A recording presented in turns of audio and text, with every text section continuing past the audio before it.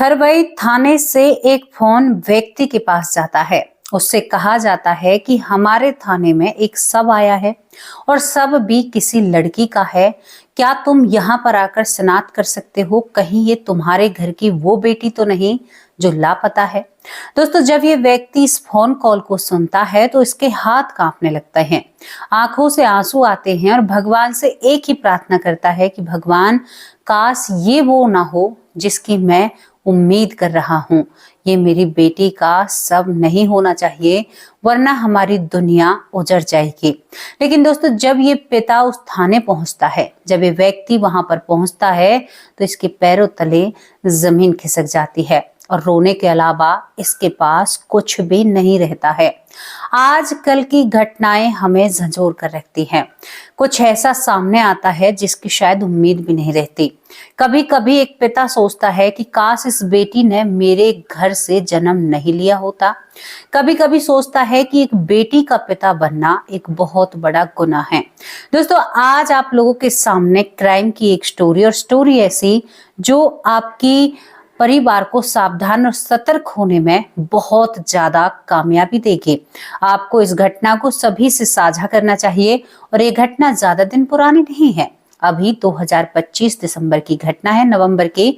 और इस घटना को जरा ध्यान से सुनना, ये आपको बहुत सारी छोटी छोटी जानकारी देगी जिससे आप अपने जीवन में अच्छे से और सही तरीके से जीवन को आगे बिता सकते हैं। आपके बच्चे भी इनसे कुछ ना कुछ सीख ले सकते हैं।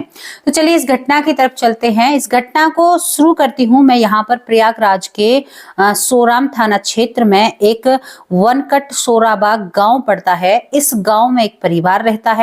परिवार में ज्ञानेंद्र नाम का व्यक्ति रहता है। सुधा देवी इनकी पत्नी होती हैं, 3 इसकी बेटियां होती हैं और 1 इसका बेटा होता है। यहाँ पर इसकी एक बेटी जो साक्षी है 17 साल की, जो अपनी बुआ और फूफा के घर पड़ती है, जो कि कैंट थाना लगता है। दोस्तों, ये अपनी बुआ के पास पढ़ती है। बाकी 2 बहन और 1 भाई यहाँ पर ज्ञानेंद्र के ही पास रहते हैं, जो यहाँ पर सोराबा गांव का रहने वाला है। परिवार बहुत अच्छा था। यहाँ पर ये लड़की 11वीं क्लास में पढ़ती है और इसको बुआ के वहां पर रख रखा था। अब तारीख आती है 10 नवंबर 2025। 10 नवंबर 2025 को जैसे रोज की यहाँ पर जो लड़की होती है साक्षी यादव, जिस तरह से स्कूल जाती है उसी तरह से स्कूल जाती है। घर की चौखट पर आज साक्षी पीछे की तरफ मुड़कर देखती है और बुआ की तरफ थोड़ी सी मुस्कुराती है। कहती है कि बुआ, मैं जा रही हूँ। बुआ भी अपनी भतीजी पर बहुत लाड़ प्यार करती है। फूफा भी उसे बेटी की ही तरह मानता है और बहुत अच्छे से साक्षी को रखा जा रहा था। दोस्तों, 10 नवंबर 2025 को जब साक्षी घर से निकलती है तो वो स्कूल जाती है। यहाँ पर बुआ अपने रोजमर्रा के कार्य कर रही थी। दूसरी तरफ जो माता पिता होते हैं वो भी अपने जीवन में कामों को लगे हुए थे। साक्षी ज्यादातर फोन चलाती थी केबल नेट से, यानी वो अपने फोन के अंदर सिम भी नहीं रखती है। अब यहाँ पर साक्षी पहुंच जाती है अपने स्कूल और शाम हो जाती है, लेकिन बुआ बार बार दरवाजे पर जाती है और गलियारे की तरफ देखती है कि मेरी भतीजी अभी घर नहीं आई है। वो 1 बार जाती है, 2 बार जाती है और शाम के 5 बज जाते हैं। बुआ की बेचैनी बढ़ जाती है। वो अपने पति को फोन करती है और कहती है कि आज मेरी बेटी साक्षी यादव नहीं आई है। दोस्तों, यहाँ पर जब फूफा घर आता है तो उसे भी घबराहट होने लगती है, क्योंकि हमारी अपनी बच्ची नहीं थी, कैसे माँ बाप को जवाब देंगे। लेकिन जब शाम के 6 बज जाते हैं, चारों तरफ साक्षी को ढूंढ लिया जाता है। स्कूल में जब पता किया जाता है तो स्कूल वाले कहते हैं कि साक्षी तो यहाँ पर आज स्कूल आई ही नहीं। जब दोस्तों से पूछा जाता है, उसकी जो सहेलियां होती हैं वो कहती हैं कि आज तो सुबह से ही साक्षी घर नहीं आई। दोस्तों, ये बुआ और फूफा को झंझोर कर रख देती है ये बात, क्योंकि उनकी 17 साल की भतीजी अब घर से गायब थी। ये बहुत बड़ी बात हो जाती है। दूसरी तरफ एक बहन अपने भाई पर फोन मिलाती है, यानी साक्षी की बुआ, और अपने भाई ज्ञानेंद्र से कहती है कि भाई, मुझे नहीं पता क्या हुआ है क्या नहीं हुआ, लेकिन हमारी साक्षी हमारे पास नहीं है, उसे कोई ले गया है या कुछ हो गया है। यहाँ पर एक भाई कहता है कि बहन, मैं अभी आ रहा हूँ। वो अपने 3 बच्चों के साथ और अपनी पत्नी के साथ वहीं पर आ जाता है और कहता है कि हम एक पुलिस कंप्लेंट दर्ज कराते हैं और हम जरूर अपनी बेटी को ढूंढेंगे। लेकिन वो पिता टूट गया था। जवान बेटी थी 17 साल की, दोस्तों कहाँ गई होगी।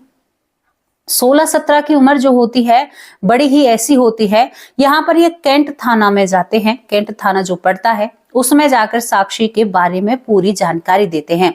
यहाँ पर एक पिता पुलिस वालों के सामने रोने लगता है, साहब मेरी बेटी मुझे लौटा दो, मेरी बेटी पता नहीं कहाँ है, सुबह से शाम हो गई है, रात के 11 बज रहे हैं। पुलिसकर्मी कहते हैं कि हम अपनी जांच करेंगे और आपकी बेटी जरूर हम लाकर आपको देंगे। दोस्तों हताश पिता घर आता है, बहुत रात भर फोन चलता है, ना कोई खाना खाता है और ना ही किसी के लिए खाना बनता है। और यहाँ पर जो भी सुनता है सब अपने अपने तरीके से इस घटना पर अपनी राय रखते हैं। अब तक साक्षी का पिता घबराने लगा था। माँ सोचती है कि बेटी कैसे रह रही होगी, लेकिन दोस्तों 17 साल की साक्षी का कोई भी अता पता नहीं था, क्योंकि जो वो फोन चलाती थी वो घर में ही चलाती है, घर से बाहर वो फोन भी नहीं ले जाया करती थी। अब परेशानी ये थी कि साक्षी गई तो गई कहां, ना ही तो साक्षी के बारे में कुछ पता चलता है। पुलिस से जब पूछते हैं तो पुलिस कहती है कि हम अपनी कार्रवाई कर रहे हैं। दोस्तों यहाँ पर 10 तारीख से 11 तारीख हो जाती है और 11 तारीख तक भी कुछ भी नहीं मिलता है। तभी दोस्तों 12 तारीख आती है। पिता ढूंढते ढूंढते थक गया था, तस्वीर के सामने भगवान की बैठकर कह रहा था, मेरी बेटी लौटा दो प्रभु, वो कहां पर है, क्या कर रही है। एक तरफ यहाँ पर पुलिस को इस पूरी घटना में दूसरा पहलू भी नजर आता है। तभी यहाँ पर दोस्तों 12 नवंबर 2025 देवरिया गांव के हाईवे पर एक बैग पड़ा हुआ मिलता है। जब पुलिस को वो बैग दिया जाता है तो वो बैग साक्षी का था। उस बैग के अंदर एक नोटबुक मिलती है जिस पर एक दीपक फौजी का नाम लिखा हुआ था और उस दीपक फौजी का नंबर लिखा हुआ था। और यहाँ पर एक सिंदूर की डिबिया उस बैग में मिलती है, बहुत सारी चीजें मिलती हैं। तो पुलिसकर्मी कहते हैं कि ये बैग तो साक्षी का है, माँ बाप ने पहचाना, लेकिन सिंदूर इसमें क्या कर रहा है, जबकि साक्षी की तो शादी ही नहीं हुई थी। यहाँ पर पुलिस इस बात पर भी ध्यान नहीं देती है। क्या ध्यान दे यहाँ से पुलिस, अगर यहाँ पर जांच पड़ताल का विषय था, पुलिस आगे बढ़ती रहती है। 12 से 13 तारीख हो जाती है और 13 से दोस्तों 14 तारीख हो जाती है, लेकिन यहाँ पर कोई भी सबूत पुलिस के सामने नहीं थे। अब यहाँ पर जो साक्षी के फूफा होते हैं और बुआ होती हैं, जब 3 दिन तक वो लोग खाना नहीं खाते हैं तो उसके बाद ये अपने घर में जांच पड़ताल करते हैं तो उन्हें पता चलता है कि घर से बहुत सारे गहने करीबन 80,000 रुपए, यानी 80,000 रुपए और 7 से 8 लाख के गहने जेवर गायब हैं। ये बात बहुत डरा देने वाली थी। अब यहाँ पर पुलिसकर्मी ने सोचा कि तुम्हारी बेटी घर से चली गई है, क्योंकि वो 17 साल की थी, लेकिन ढूंढने की जिम्मेदारी तो बनती है। पिता की नजरें बेटी का इंतजार करते करते थकने लगी थी। 15 तारीख 10 से 5 दिन निकल जाते हैं। 15 नवंबर 2025 को थरवई थाना क्षेत्र के एक लखरावा गांव के महुआ के बाग में एक खबर उस थाने को पड़ती है जो यहाँ पर थरवई थाना होता है। दोस्तों यहाँ पर पता चलता है कि कुछ कुत्ते महुआ के बाग में किसी मांस के लोथड़े को लेकर इधर उधर भाग रहे हैं। जैसे ही लोगों को ये बात पता चलती है तो यहाँ पर थरवई थाना क्षेत्र को यानी सूचित किया जाता है थाने को, और पुलिसकर्मी जब वहां पर आती है तो देखकर नजारा पुलिसकर्मी डर जाते हैं, क्योंकि जहां से कुत्ते कुछ चीज को खींच कर निकाल रहे थे वहां पर एक लंबे काले बालों वाला सर और वहीं पर दोस्तों एक हाथ बाहर निकला हुआ था। जैसे ही पुलिस वहां पर पहुंचती है तो पुलिस वहां पर कार्रवाई करती है, उस सब को अपने कब्जे में लेती है और उस लड़की का, शायद एक लड़की का शरीर था वो, और जिसके मुंह पर कई बार चाकुओं से वार किया गया था, चेहरा बहुत बुरी तरह से बिगड़ा हुआ था। अब इसको निकालने के बाद पोस्टमार्टम के लिए जब भेजा जाता है तो वहां पर भी यही सामने आता है कि इसको इसी के दुपट्टे से इस दुनिया से दूर किया गया है और इसके कारण मृत्यु हो जाती है। अब पुलिस सोचती है, जो थरवई थाना की पुलिस होती है, कि भाई कैसे जांच पड़ताल करें। तभी पुलिस आसपास के थानों में एक खबर पहुंचाती है और सभी सभी से पूछती है कि कोई 18-19 साल या 16-17 साल की बच्ची जिसका लड़की जिसकी मिसिंग रिपोर्ट कहीं दर्ज है तो शायद वो हमसे संपर्क करें, क्योंकि ये एक कानूनी प्रक्रिया है। इसी तरह से पुलिसकर्मी बहुत जांच पड़ताल करते हैं। दोस्तों, जब ये कई थानों में ये खबर जाती है तो उनमें से एक थाना पड़ता है कैंट थाना। जब यहाँ पर थरवई थाने को पता चलता है, जो पुलिसकर्मी होते हैं, कि वहां पर एक 17 साल की साक्षी यादव मिसिंग है, तो यहाँ पर ये थाना फोन करता है साक्षी यादव के पिता ज्ञानेंद्र को। ज्ञानेंद्र को जब फोन किया जाता है तो ज्ञानेंद्र से कहा जाता है कि हम थरवई थाना से बोल रहे हैं और हमें एक शव मिला है जो लड़की का है, यहाँ आकर शनाख्त कीजिए या पहचानिए, ये कहीं आपकी उस बेटी का तो नहीं है जो बेटी खो चुकी है। इस बात को सुनते ही जो ज्ञानेंद्र होता है उसकी आंखें भर आती हैं, घुटनों के बल जमीन पर बैठ जाता है और बस यही हाथ जोड़कर प्रार्थना करता है कि नहीं भगवान, ये मेरी बेटी साक्षी ना हो, मैं आपसे प्रार्थना करता हूं ये मेरी बेटी साक्षी ना हो। लेकिन वहां पर जाना था। नम भरी आंखों से दुख भरे सीने को लिए हुए एक पिता वहां पर पहुंचता है और जब वहां पर पहुंचता है तो वहां पर जूती और दुपट्टे से ही अपनी बेटी की पहचान कर लेता है। जैसे ही उस सब को देखता है तो पिता बेहोश होकर गिर जाता है, क्योंकि उसकी बेटी के साथ बहुत गलत किया गया था, उसके चेहरे के साथ। दोस्तों, यहाँ पर वैसी कोई वारदात नहीं होती है, लेकिन उस लड़की के ऊपर ये वार होते हैं। अब ये मामला समझ में नहीं आता है। पुलिस अब इस लड़की के शव को देखते हुए जो कैंट थाना होता है उसके जो अधिकारी होते हैं वो यहाँ पर इसी के भुआ के घर जांच पड़ताल करते हैं। जैसे ही साक्षी यादव के कमरे की जांच पड़ताल की जाती है तो वहां से एक डायरी मिलती है, जिस डायरी में बार बार दीपक फौजी का जिक्र आ रहा था। तभी पुलिस को उस साक्षी के बैग की याद आती है, जो यहाँ पर साक्षी का बैग उन लोगों को एक रोड के किनारे पड़ा हुआ मिला था। अब यहाँ पर साक्षी के उस बैग की जब सभी को याद आती है तो उस बैग को खंगाला जाता है। दोस्तों, बैग में भी यही दीपक फौजी था और घर में भी यही दीपक फौजी था। अब पुलिस कर्मियों को महसूस या एहसास हो चुका था कि कहीं ना कहीं ये प्रेम का मामला है। जब इस दीपक फौजी का नाम सामने आता है तो पुलिस उस बैग की जांच पड़ताल करती है दोबारा से, जिसे एक व्यर्थ चीज समझकर छोड़ दिया था। जब इस जो नंबर उस बैग में मिलता है इस फौजी का, उस नंबर की जब लोकेशन जांच की जाती है तो जिस दिन साक्षी का शव उस बाग में मिला था, यानी जो महुआ का बाग है, उस दिन ये नंबर वहीं पर एक्टिव था। पुलिस एकदम से एक्शन में आ जाती है। दोस्तों, जब पूरी जांच पड़ताल इस नंबर की जाती है तो ये सिम है जो यहाँ पर सिम जो ली जाती है वो जम्मू कश्मीर से ली जाती है और ये सिम किसके नाम पर थी? महाराष्ट्र में किसी महिला के नाम से ये सिम होती है। दोस्तों, इस नंबर के जरिए यहाँ पर एक व्यक्ति तक पहुंचा जाता है, जो व्यक्ति होता है दीपक फौजी, जिस दीपक फौजी का पहले भी इस वीडियो में जिक्र हो चुका था। अब दीपक फौजी को जब तलाशा जाता है तो सच में ही ये दीपक एक फौजी था। इसको दोस्तों यहाँ पर बहुत दूर से अरेस्ट किया जाता है। जब पुलिस इसको अरेस्ट करती है तो दीपक फौजी का असली नाम यहाँ पर हर्षवर्धन सिंह था और दीपक फौजी भी इसे कहते थे। 26 साल इसकी उम्र होती है और यहाँ पर जब इसको अरेस्ट किया जाता है और इसकी खातिरदारी की जाती है, जो ये बात पुलिस के सामने रखता है ना, उस बात से आपको और आपके परिवार को बहुत कुछ सीखना चाहिए। यहाँ पर दीपक फौजी एक स्टोरी खोलता है। स्टोरी क्या होती है ये बताता है कि साक्षी के साथ इसने ऐसा क्यों किया, जो साक्षी केवल 17 साल की थी। दीपक फौजी कहता है कि साक्षी और मैं बात करते थे फोन पर, यानी इंस्टाग्राम पर थोड़ी चैटिंग कर लिया करते थे, बातचीत कर लिया करते थे। इन चीजों ने घरों को बर्बाद कर दिया है एक तरीके से देखें।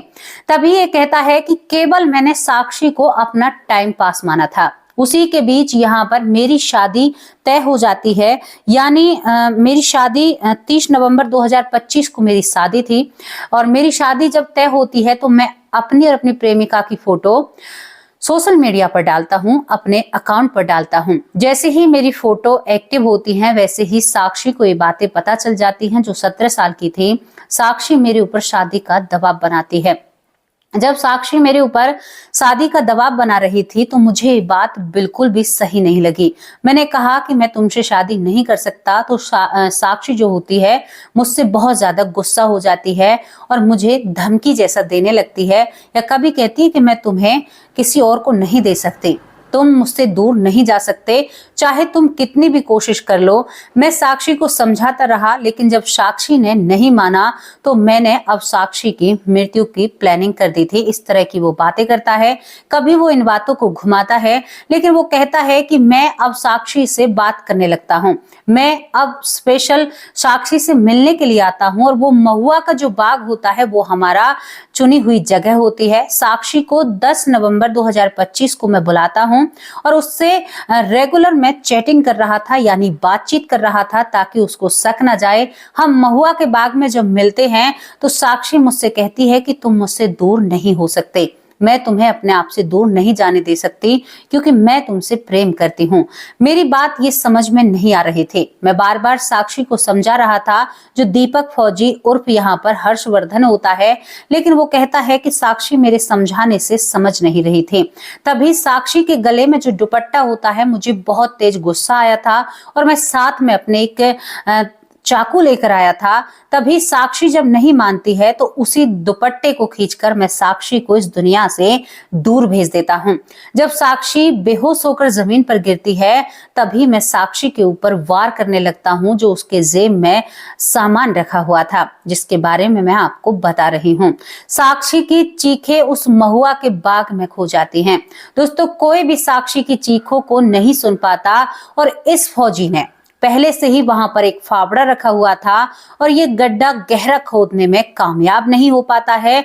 और इसने कहा कि मैंने ही साक्षी से कहा था कि हम इंटरनेट यानी बिना सिम के तुमसे बात करूंगा, यानी लिखित रूप में बातें, फोन कॉल पर बातें नहीं होती थी, केवल चैटिंग के जरिए यानी टाइपिंग के जरिए ही बातें होती हैं। और वो कहता है कि मैं साक्षी को उसी जमीन के अंदर दफना कर अपनी दुनिया में आगे बढ़ जाता हूँ। दोस्तों, कितने दिन बाद शादी थी? इस काम को करने से करीबन 15-20 दिन पीछे इसकी शादी थी। देखो कैसे इसके सर पर काल सवार होता है। साक्षी को करने के मृत्यु पहुंचाने के बाद भी इस व्यक्ति को कोई भी गम नहीं था। जिसको पूरा देश सम्मान की नजर से देखता है, उसके अंदर कब एक दरिंदा प्रवेश कर जाता है ये महसूस ही नहीं होता। ये घटना हमें समझा कर जाती है। पुलिस जब इसको देखती है तो पुलिस भी कहती है कि भाई कमाल की बात है, ये बात को इतनी बड़ी नहीं थी। अगर तुम साक्षी से बातें नहीं करते, बातें करना छोड़ देते, तो क्या वो तुमसे जबरदस्ती कर सकती थी? तुमने ये फैसला बहुत गलत लिया। इसके ऊपर कानूनी कार्रवाई होती है। कौन सी शादी, सब कुछ इधर उधर हो जाता है, शादी बिखर जाती है। लेकिन यहाँ पर मानसिकता में आपको एक चीज बताना चाहती हूँ जो मेरे दिल की बात है। मैं कहना चाहती हूँ साक्षी की उम्र केवल महज 17 साल थे, जहां पर हमारा कानून 18 से 21 साल में बालिग करने की एक योजना बना रखी है। लेकिन आप बताइए, बच्चों का दिमाग कहां पर डाइवर्ट हो रहा है।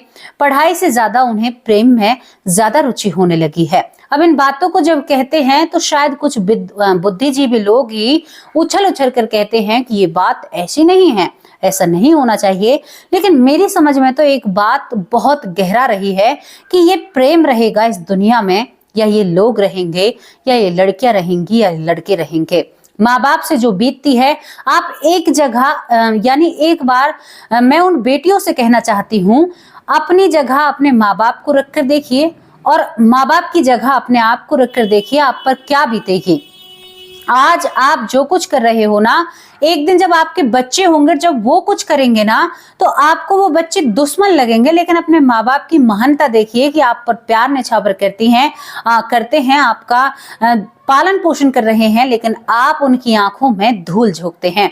आपको थोड़ा बहुत तो संभलना चाहिए। मैं उन बेटियों से कहना चाहती हूँ जिनकी उम्र बहुत छोटी है, लेकिन वो ऐसी चीजों के झांसे में आ जाती हैं। मैं आपसे कहना चाहती हूँ, कोई भी प्यार सच्चा नहीं होता।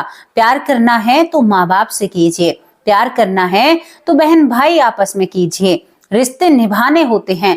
रिश्तों को तोड़कर आप दूसरा रिश्ता जोड़ने जा रहे हो। एक कीमती रिश्ते को तोड़कर अगर दूसरा रिश्ता जोड़ रहे हो ना, तो वो आपको कभी नहीं मिलेगा। इस बात की ध्यान रखना। एक चीज मैं आपको समझाना चाहती हूँ दोस्तों, जब कोई व्यक्ति आपसे ऑनलाइन या सोशल मीडिया के जरिए इक्स कर सकता है, आपसे प्रेम के वादे भर सकता है, तो आप जैसी सोशल मीडिया पर आप जैसियों की कमी नहीं है।